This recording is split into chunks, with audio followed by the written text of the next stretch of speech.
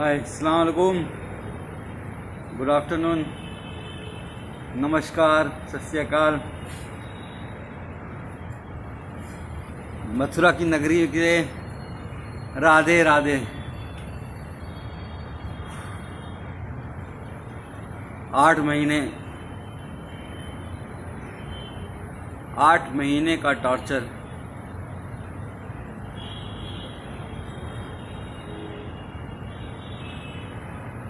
तो सबसे पहले आप सब लोगों का 138 करोड़ भारतीयों का, अपने देशवासियों का मैं शुक्रिया अदा करना चाहूँगा, धन्यवाद अदा करना चाहूँगा, जिन्होंने मेरे लिए सोशल मीडिया पे हो, चाहे दुआएं मांगी हों, चाहे प्रार्थना की हो, चाहे मंदिर गए हों, गुरुद्वारा गए हों, मस्जिदों में, चर्च में, हर जगह जहाँ से इतनी दुआएं मेरे लिए हुई हैं, मैं सोच भी नहीं सकता था कि लोग मुझे इतना चाहते हैं। आप सबका बहुत बहुत शुक्रिया। वरना तो इस बार जेल में इतनी, मतलब 5 दिन तक मुझे खाना तक नहीं दिया गया।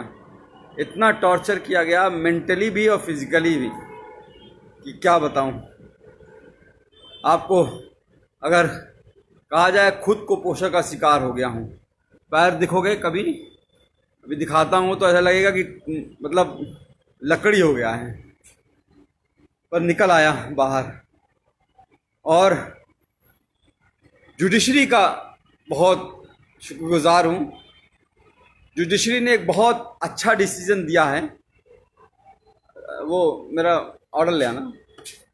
जुडिशरी ने बहुत अच्छा ऑर्डर दिया है और उन्होंने साफ साफ कहा है कि डॉक्टर कफील ने जो अलीगढ़ में भाषण दिया था, वो कोई भड़काऊ भाषण नहीं था। वो देश की यूनिटी के लिए, अखंडता के लिए, एकजुटता के लिए था। और उन्होंने साफ साफ कहा है, डॉक्टर कफील ने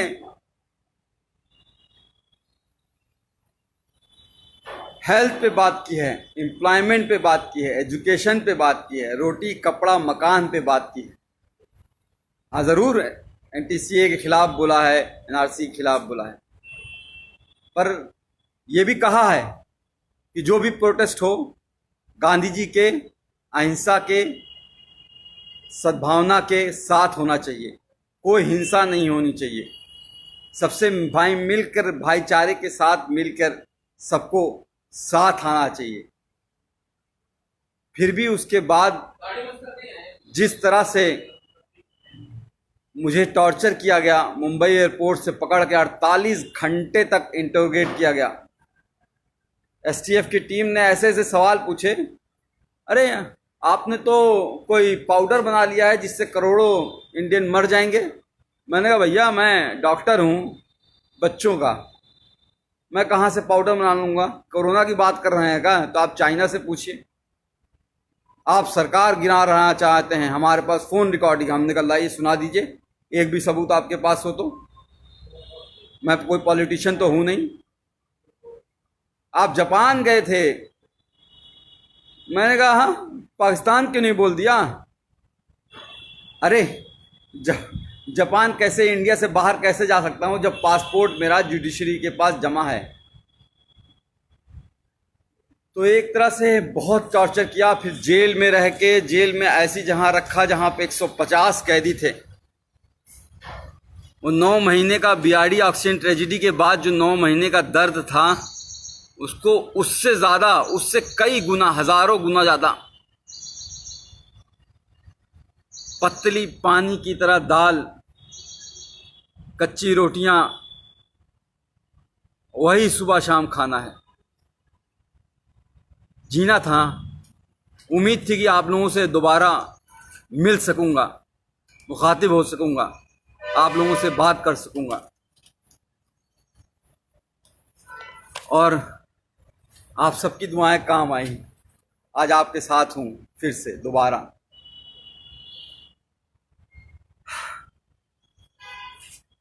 हाँ, आसिफ भाई, तनवीर भाई, अस्सलाम वालेकुम। मथुरा की नगरी, कृष्ण जी की पवित्र नगरी में रह के बहुत कुछ सीखा कि किस तरह से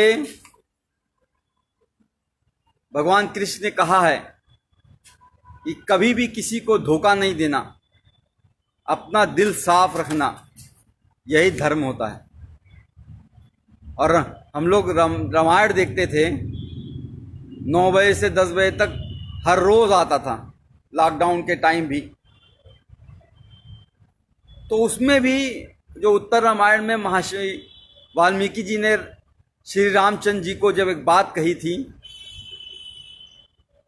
जब उन्होंने धनुष उठा लिया श्री लव कुश के खिलाफ ही, तो उन्होंने कहा था कि राजा का धर्म राजधर्म होता है, राजहट नहीं। पर यहाँ तो राजा मेरा बाल हट पे आ गया। बच्चों की जान बचाने की कितनी बड़ी सजा दोगे भाई?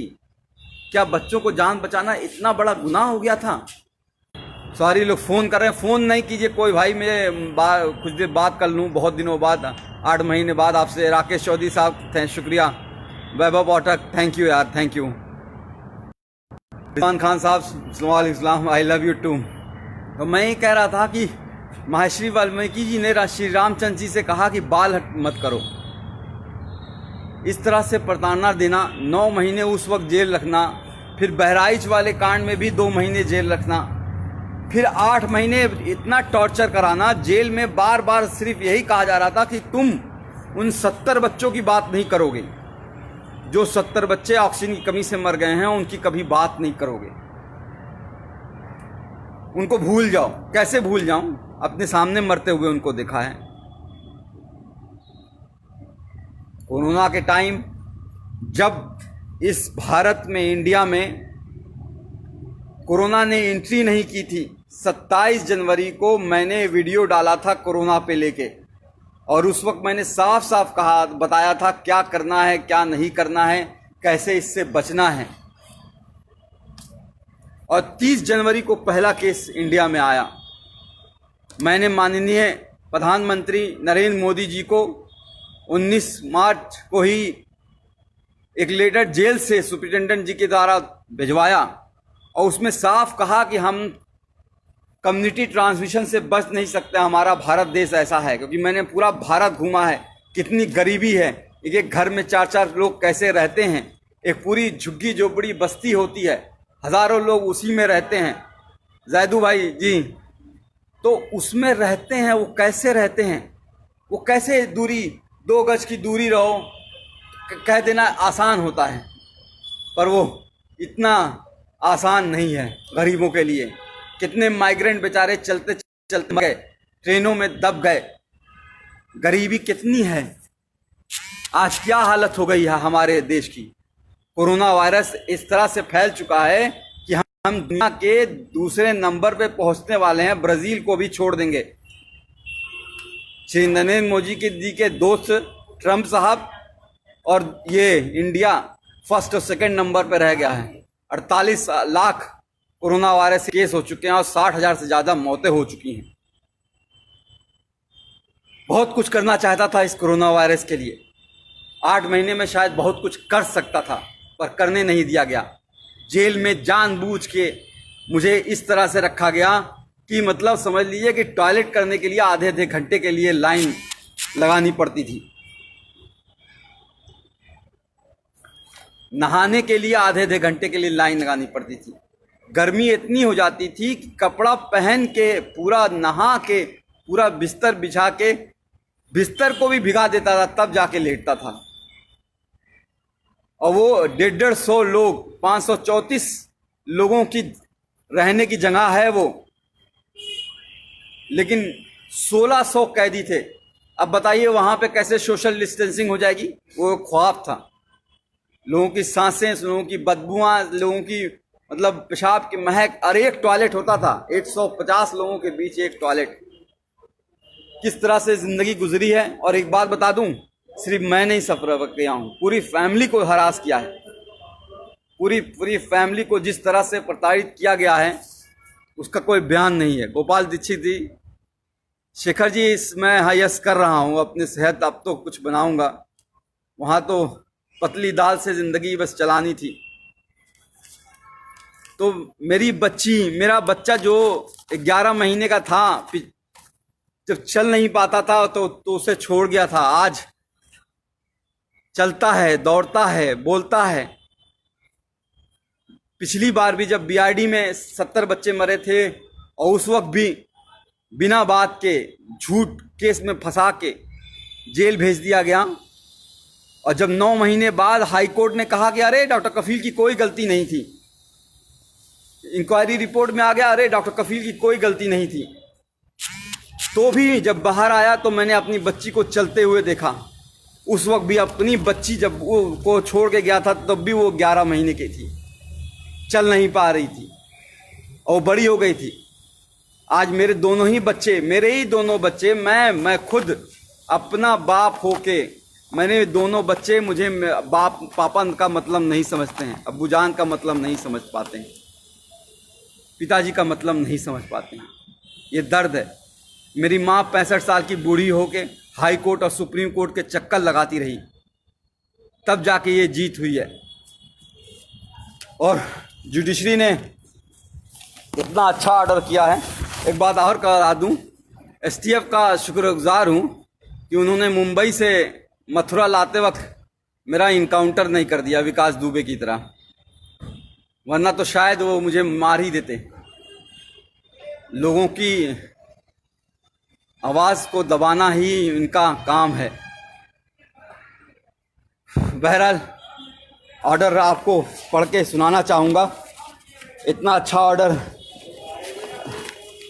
गोविंद माथुर साहब ने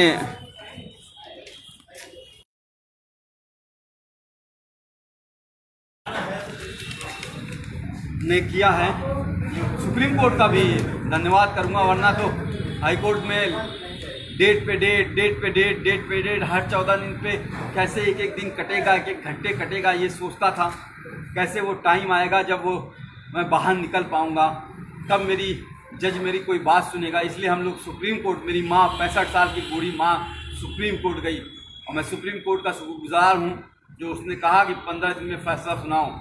और मैं चीफ जस्टिस गोविंद माथुर जी का हाथ जोड़ के शुक्रगुजार हूँ जो इन्होंने इतना अच्छा ऑर्डर दिया 15 दिन के अंदर ही, जिसमें साफ साफ लिखा है कि एमबीबीएस करने के बाद 2016 में मैंने ज्वाइन किया था, 2017 में घटना हुई थी। 1 साल का जूनियर था मैं, जूनियर मोस्ट डॉक्टर, और फिर भी उन बच्चों को बचाने के लिए जी जान लगा दी और उसके बावजूद उनको जेल भेज दिया गया। और ये नहीं, इसके अलावा नहीं, the petitioner and his other family member including the detainee were continuously harassed and victimized by the state authorities including the district administration Gorakhpur by several means। मेरे यानी कि मुझे ही नहीं, पूरी फैमिली को सरकार ने बुरी तरह से तोड़ना चाहा। मेरे भाई पे गोली मारी गई थी, आपको याद होगा शायद, वहाँ पे जहाँ पे चीफ मिनिस्टर खुद मौजूद रहते हैं 500 मीटर दूरी पर। आज 3 साल होने जा रहे हैं उस बात को, एक भी कोई गिरफ्तारी नहीं हुई, कोई चार्ज नहीं हुआ है। बहरहाल आते हैं हम एएमयू के जो लोग कहते हैं कि भाषण मैंने गलत दिया था उसके बारे में। कहते हैं कि मैंने भड़काऊ भाषण दिया था, कहते हैं कि मैंने 2 धर्मों के बीच, 2 रिलीजन के बीच एनमिटी, हेट्रेड, वायलेंस फैलाने की कोशिश की। पूरी स्पीच लिखी है उन्होंने, पूरी speech, the version of the speech, पूरी स्पीच लिखी है, एक एक लाइन लिखी है कि जो मैंने बोला है। और उसमें उन्होंने कहा है कि मैंने ऐसा कोई बात नहीं की थी जो कि किसी भी धर्म के बीच में नफरत फैलाए। मैंने बात की थी देश की अखंडता की, यूनिटी की, सद्भावना की। मैंने बात की थी एजुकेशन की, हेल्थ की, एम्प्लॉयमेंट की, इकोनॉमी की, रोड की, हाउसिंग की। मैंने बात की थी उन 70 बच्चों की जो बीआरडी में मर गए हैं। मैंने बात की नहीं उन 8 लाख बच्चों की जो इंडिया में मर गए थे उस साल। मैंने बात की थी कि हमारे 50% बच्चे कैसे कुपोषण का शिकार हैं। मैंने बात की थी कि इंडिया कैसे एड्स और HIV का हाइब बनता जा रहा है। मैंने बात की थी कि 72% ऑफ पॉपुलेशन हमारी अभी भी हेल्थ स्ट्रक्चर वहाँ पे है ही नहीं। आज हालत दिखाई दे रही है ना। आज कह रहे हैं हम इतना जीडीपी खर्चा करेंगे, 1% जीडीपी खर्चा होता था। एक गरीब को इलाज नहीं मिलता है और मर जाता है तो बेचारे कंधे पे लाद के लेके चले जाते हैं। उसके लिए लड़ा था, कैंप किया, पूरा इंडिया घूमा, 103 कैंप किए, 50,000 बच्चों को देखे, मुफ्त में दवाइयाँ दी। अकेले नहीं किया, बहुत से डॉक्टर्स, बहुत से लोग मेरे साथ शामिल थे, बहुत लोगों ने साथ दिया।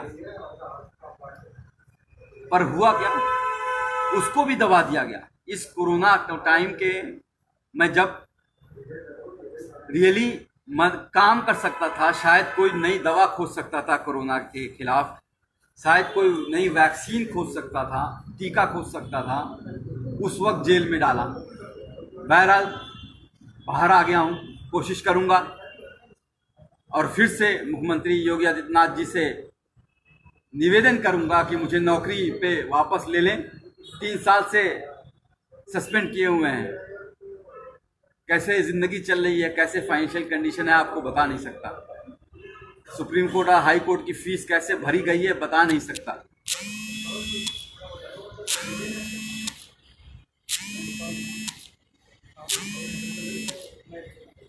पर लड़ा, कहते हैं ना, इस जुल्म की दौर में जुबान, कहते हैं ना कि इस जुल्म के दौर में जुबान खोलेगा कौन। अगर हम भी चुप रहेंगे तो बोलेगा कौन। तो बोलना ज़रूरी है, किसी न किसी को कुर्बानी देनी होगी और शायद ऊपर वाले ने मुझे चुना है। बहरहाल बाहर आ गया हूँ, कोशिश करूँगा कि सबसे पहले बिहार, असम, केरल, कर्नाटका, तमिलनाडु, जहाँ पे बाढ़ आई हुई है, बाढ़ से तो एक बहुत बड़ा नुकसान होता है। घर डूब जाते हैं, घर टूट जाते हैं, लोग बिखर जाते हैं। लेकिन सबसे ज़्यादा नुकसान तब होता है जब बाढ़ का पानी चला जाता है। पिछली बार हम लोग केरल और असम और बिहार में हम लोगों ने बहुत काम किया था और इस बार भी काम करना चाहूँगा, क्योंकि बाढ़ का पानी बीतने के बाद बहुत सी बीमारियां आती हैं, महामारी आती है। Chikungunya, malaria, dengue, Kalra, skin disease, चमड़ी की बीमारियां, आँखों की बीमारियां, कान बहना बहुत होता है। उस पर काम करना चाहूँगा, कोरोना वॉरियर की तरह काम करना चाहूँगा।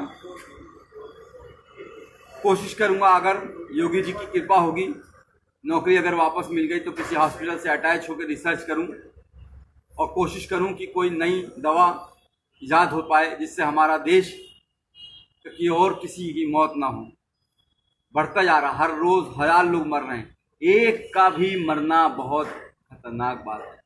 जिसके घर में, परिवार में एक मौत होती है वही वो जानता है, एक भी मौत होती है।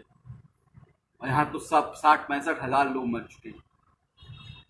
उस पर काम करना चाहूँगा। और अगर वैक्सीन के लिए कहेंगे कि मैं गिनी पिग बन जाऊँ, मेरे ऊपर रिसर्च हो जाए, मैं खुद टीका लगवा लूँगा, अपने आप को वॉलंटियर करूँगा मैं। ये मेरी नई योजना है। अभी कुछ दिन अपने बच्चों के साथ रहना चाहता हूँ, अभी तक मिल नहीं पाया हूँ। कल भी आप सोच लीजिए, कल 11:30 बजे डिस्ट्रिक्ट जेल मथुरा में ऑर्डर पहुँच गया था हाई कोर्ट का।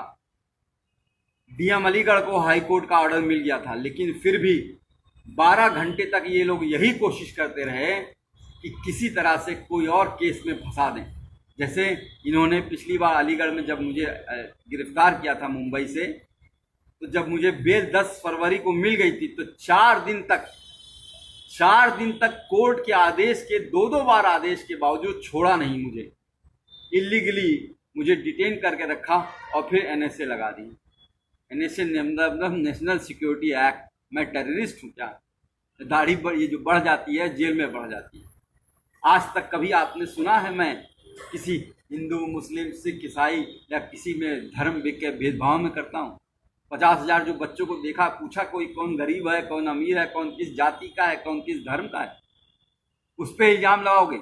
इल्ज़ाम वो लगाते हैं जिनका खुद का दिमाग गंदा होता है, जो भरा होता है गंदगी से, वो दिमाग वो लगाते हैं।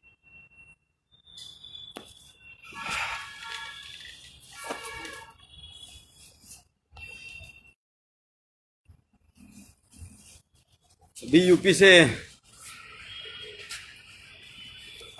से घर नहीं गया हूँ, गोरखपुर नहीं गया हूँ, क्योंकि लोग कह रहे हैं कि सरकार अब भी किसी न किसी केस में फंसाने की कोशिश कर रही है, फिर से कुछ कर दें या इनकाउंटर कर दें, मरवा दें। हो सकता हो आपके बीच में ना रह पाऊँ, हो सकता हो ये हमारी और आपकी आखिरी मुलाकात हो। यादव जी सही कह रहे हैं। मिनास गलियार आप, थैंक यू, शुक्रिया। मोहनचंद सिंह चौधरी समर साहब, थैंक यू। तो मैं कह रहा था कि कोरोना वायरस एक ऐसी डिजीज़ है जो फैलती ही रहेगी। मैंने उस वक्त 19 मार्च को ही लिख दिया था कि 30 से 40 लाख लोग उस वक्त मैंने एस्टिमेट किया था कि अफेक्टेड होंगे, और ऑलरेडी 30 से 40 लाख लोग अफेक्टेड हो चुके हैं। और अभी ये रुकेगा नहीं, अभी ये 1 साल चलेगा जब तक वैक्सीन नहीं आएगी। अभी यूपी, बिहार और मध्य प्रदेश जैसे इलाकों में जहाँ बहुत पॉपुलेशन है वहाँ ये फैलने वाला है, और बुरी तरीके से। हमें बहुत काम करना पड़ेगा, हमें मिल के काम करना पड़ेगा। मुझे आप सबकी बहुत ज़रूरत है, आप सबका बहुत सहयोग की ज़रूरत पड़ेगी। जी शहजाद साहब,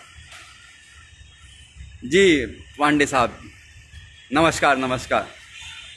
राधे। कृष्णा की नगरी में हूँ, वृंदावन जरूर जाना चाहूँगा एक बार ठाकुर जी के दर्शन करने के लिए।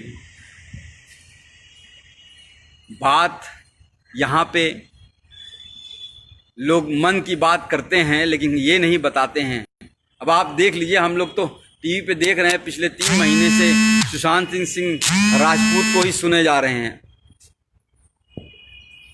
भाई फ़ोन नहीं करो, फ़ोन करने के वजह से बार बार पॉज हो जा रहा है।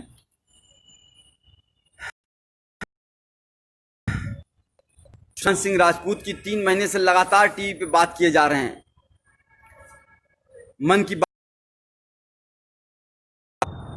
लेकिन कोई ये नहीं बात कर रहा है कि हमारा जीडीपी परसों जीडीपी शायद रिलीज़ हुआ है, और हमारा जीडीपी जो है, भाई फ़ोन नहीं करो, मैं कह रहा हूँ। पर ईश्वर चंद साहब, कोई फ़ोन ना कीजिए प्लीज़। कुछ बहुत दिनों बाद आप लोगों से मिला हूँ, आप लोगों के चेहरे दिखाई दे रहे हैं मुझे।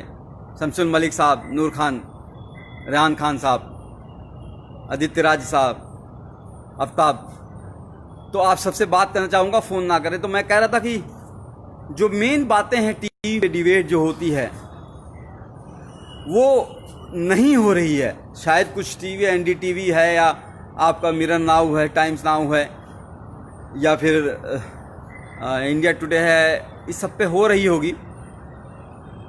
पर जो यहाँ पे बातें हो रही हैं वो ये नहीं हो रही हैं किस तरह से माइग्रेंट, हमारे करोड़ों लोग किस तरह से पैदल चले और चलते चलते मर गए, उस धूप में, कड़ी धूप में मर गए। ये बात नहीं हो रही है कि अनएम्प्लॉयमेंट कितना बढ़ गया है, लोगों को नौकरियां नहीं है, लोगों को खाने को नहीं है। 500 रुपया आपके अकाउंट में डाल दिया गया है, अब आपको 3 महीने तक 500 रुपया चलाइए। 5 किलो चावल दे दिया गया है, आप पूरी 8 लोगों की फैमिली है, खाते रहिए 3-6 महीने तक।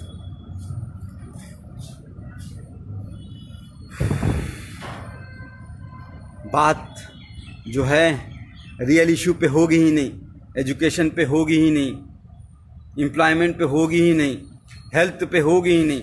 हमारा जो कोई भी आप हॉस्पिटल देख लीजिए क्या हालत हो गई है।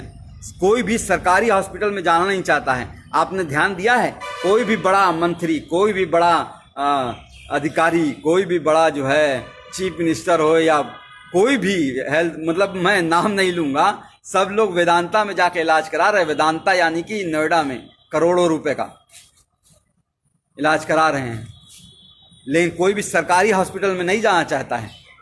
क्यों? क्योंकि सरकारी हॉस्पिटल की हालत ख़राब है। वहाँ गरीब जाएगा, गरीब मरेगा, और गरीब मरता है तो मर जाने दो, क्या फ़र्क पड़ता है। तो जो लोग ये सोचते हैं कि बार बार जेल में डाल के, मार के, पीट के, तोड़ के, यहाँ मारो, यहाँ मारो, यहाँ मारो, उल्टा पलटा रात को डंडे से मारो, गान लाल कर दो एकदम पूरी तरह से, पैर पे मारो, करते रहो, ये एकदम तोड़ दो इसको, तो वो शायद नहीं जानते हैं कि एक बात सिखाई गई थी कि डरना नहीं है। आई वोंट बेंड, मैं झुकूंगा नहीं। डरना आता नहीं हमें, चाहे जितना भी डरा लो। हर बार एक नई ताकत से उठेंगे, चाहे जितना भी झुका लो।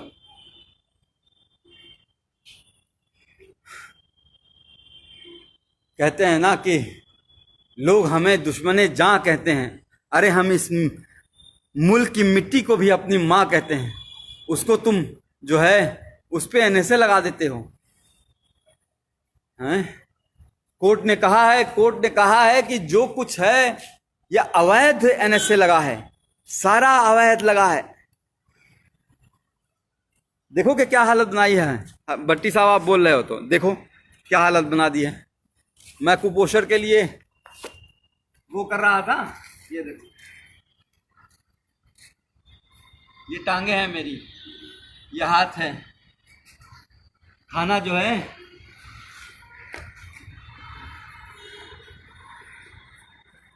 जिंदगी का, जो मैं खुद कुपोषण का बच्चों का इलाज किया करता था, आज खुद कुपोषित हो गया। घर वालों को किस तरह से परेशान किया गया है वो बता नहीं सकता। पर आप लोग जो 138 करोड़ देशवासी हैं मेरे, उन सबका साथ मैं कभी भूलूंगा नहीं। खासकर कुछ लोगों का जो लोग बहुत करीब थे, इंदिरा जयसिंह मैम, फुजैल अयूबी, इबाद साहब, मनोज पांडे, मनीष सिंह, एडवोकेट मनीष सिंह, दिलीप कुमार साहब, नजरुल इस्लाम साहब, और ऐसे बहुत से लोग हैं, बहुत से लोग। मीनाक्षी शुक्ला मैम, इरफान गाजी, हाँ अलीगढ़ के इरफान गाजी साहब, तो बहुत से लोग हैं। तो सबका नाम तो नहीं ले सकता मैं, बहुत से लोग हैं, 138 करोड़ लोग हैं, सबने बहुत मदद की है। सबका बहुत बहुत शुक्रिया। जल्दी बिहार आ रहा हूँ और जल्दी हम डॉक्टर कफील खान मिशन इस्माइल फाउंडेशन के तहत कैंप लगाएंगे। और इस बार एक बड़ी टीम बना के एक साथ कई जगह पे, असम, बिहार, तमिलनाडु, कर्नाटका, केरल, आंध्र प्रदेश, जहाँ पे, मध्य प्रदेश, जहाँ पे बाढ़ ने, पश्चिम बंगाल जहाँ पे तूफान आया हुआ है, अभी भी लोगों को घरों पे टूटे हुए पड़े हैं, हर जगह पे जाना चाहूँगा। पूरा देश जाना चाहूँगा, पूर्वांचल अपना, गोरखपुर अपना, उत्तर प्रदेश, हर जगह जाना चाहूँगा। पूरा भारत में टीम बना के हम इस बार एक बड़े लेवल पे कैंप करेंगे और इसमें आप सबका बहुत सहयोग चाहिए। मयंक वर्मा साहब, आप कुछ लोगों से बातें कर लेता हूँ। मयंक वर्मा साहब सही कह रहे हैं, दाढ़ी कल काट दूंगा। बच्चों का इंतज़ार कर रहा हूँ, बच्चे आ जाएं, एक बार उनसे मिल लूँ, उसके बाद मेरी गोटी वापस आ जाएगी। अवनीश चौरा साहब, जी हाँ, बहुत मारा, फिजिकली और मेंटली बहुत टॉर्चर किया। फिजिकल में जो टॉर्चर होता है वो इस तरह से होता है कि शायद जख्म थोड़े भर जाते हैं, पर जो मेंटल टॉर्चर होता है वो बहुत दिनों तक रहता है, दिमाग ख़राब हो जाता है। इन 8 महीनों में देखिए किस तरह से झुर्रियाँ आ गई हैं, किस तरह से काले पड़ गया हूँ, किस तरह से जो है 10 साल बूढ़ा कर दिया है। जुबैर पीके साहब, बोलना ज़रूरी है। बोलेंगे नहीं तो कहते हैं कि बोलेंगे नहीं तो किसी को तो बोलना पड़ेगा, सब तो चुप हैं, किसी को तो बोलना पड़ेगा। जैदू साहब, आपने वहाँ से बैठ के, हाँ, इंडिया से बाहर गल्फ कंट्रीज़ में, यूएस से, यूके से, कनाडा से, स्विट्ज़रलैंड से बहुत से खत मेरे पास आया करते थे वहाँ पे जेल में। उन सबको बहुत बहुत शुक्रिया है। शेर खान साहब, सत्य की जीत होती है, सत्यमेव जयते। हमें अपने कॉन्स्टिट्यूशन में, बाबा साहब अम्बेडकर के कॉन्स्टिट्यूशन में बिलीव करना है और उसी की वजह से मैं बाहर आया हूँ। कुछ लोगों ने सरकारी एजेंसियों को जिस तरह से अपने कब्जे में करके लोगों को प्रताड़ित करते हैं वो सही नहीं है। ऑटोक्रेटिक, हमारा देश डेमोक्रेटिक है, तो डेमोक्रेटिक कंट्री है, तो डेमोक्रेटिक कंट्री में आपको फ्रीडम ऑफ स्पीच एक आर्टिकल 21 में दी गई है, लिबर्टी, स्वतंत्रता, समझ गए? तो बोलना ज़रूरी पड़ेगा। हम नहीं बोलेंगे, कुर्बानी देनी होगी, किसी ना किसी को कुर्बानी देनी होगी। तुर्तमस शिरोम Kumar sahab, yes thank you. Shaina मुजरबिया, सिद्धांशु कुमार, हाँ कुछ दिन एक्सरसाइज करूँगा और हेल्थ बनाऊँगा, क्योंकि ज़िंदा रहना है, आप लोगों के बीच रहना है और काम करते रहना है, तो हेल्थ पे भी ध्यान दूंगा। डेरिक गुजर थैंक यू, या ज़रूर मैं करूँगा हाँ thank you. Shuban Jamal sahab, Mohammad Kalapatti from Dubai, all the best thank you. मैंने कहा ना गल्फ़ कंट्री से बहुत प्यार आया, बहुत मिला है।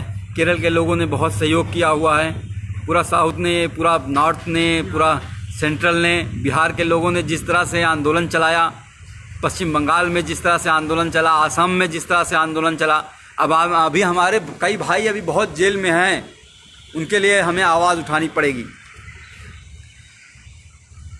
मैं बच्चों के साथ नहीं हूँ, चूँकि कल रात में पुलिस की घेराबंदी हो रही थी और कुछ और बातें हो रही थी जिसको हम डिस्कस नहीं कर सकते हैं, तो इस वजह से अभी बच्चे मेरे पास पहुँचे नहीं हैं। मैं अभी अपने बच्चों को देख नहीं पाया हूँ, आंखें तरस रही हैं, गले मिलना चाहता हूँ अपने बच्चों के साथ, अपनी माँ की गोद में लेट के रोना चाहता हूँ, सीरियसली रोना चाहता हूँ। तब जिस तरह से जिंदगी कर दी है, अपने ही बच्चों को से दूर कर दिया है, एक बार उनसे मिलना चाहता हूँ, एक बार माँ की गोद में लेट के सोना चाहता हूँ, सुकून की नींद सोना चाहता हूँ। यार पता है जेल में क्या होता था, हर 2 घंटे पे पहरा लगता था। हाँ साहब, भी 146 कैदी नसर नमहबंदी सकुशल हैं, 6 बजे सुबह 5 बजे सुबह लाइन लगाओ, परेड लगाओ। 8 महीने तो मैंने अभी 4 पन्ने के लेटर में शायद लिखी है, आप लोग को शायद मिलना होगा। चंद मित्रा साहब thank you,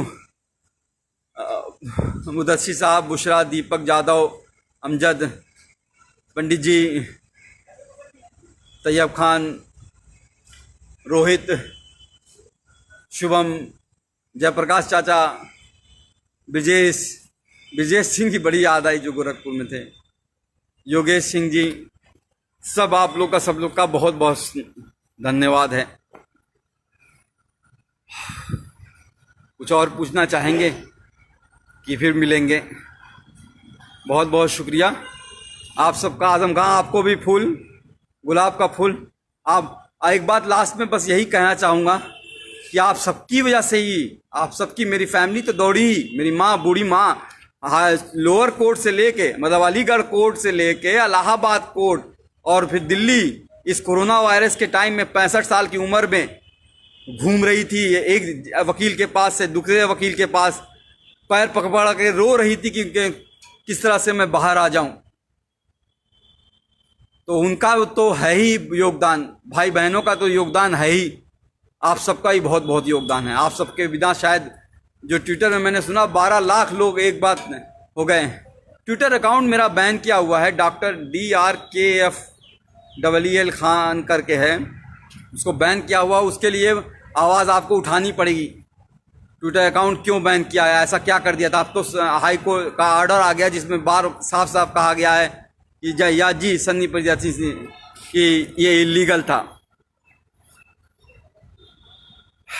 justice prevail, yes. Amit Sohail साहब, मोहम्मद गयूर कहिशी, दिनेश कुमार यादव जी, कुछ दिन अपने परिवार के साथ रहिएगा, मीडिया से दूर रहूँगा। जी जी जी जी जी ज़रूर ज़रूर। राकेश चौधरी साहब thank you, Adil thank you, आप सबका बहुत बहुत शुक्रिया। बस अपनी फैमिली का इंतज़ार कर रहा हूँ, शायद कुछ घंटों में उनसे मिलूँगा और कुछ दिनों में ही आपके सामने नए जोश के साथ फिर से सामने आऊँगा आपके साथ।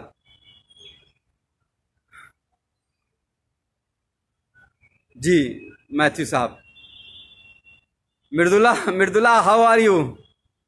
Ubaid, Sanoj Kumar ji thank you, doctor Kirti Sinha, Mudassir Khan Ahmed sahab ji, जासिब, इतने सारे गुलाब मत भेजिए भाई। बस नईमुद्दीन साहब, जैसे आप कह रहे हैं कि वैसे ही आप लोगों का साथ चाहिए होगा। हम लोगों को जो मेन बेसिक इशू है, रोटी कपड़ा मकान और स्वास्थ्य और नौकरी और शिक्षा की बात करनी है, उस पर ही हम लोगों को काम करना है कि हर गरीब को, 138 करोड़ भारतीयों को, देशवासियों को उनका अधिकार मिले। चाइना जो है घुसा जा रहा है देश के अंदर, इस तरह से नहीं। हमारे सैनिक पाकिस्तान की सरहदों पे मारे जा रहे हैं रोज, उस तरह से नहीं। सबको मुंह तोड़ जवाब देना है।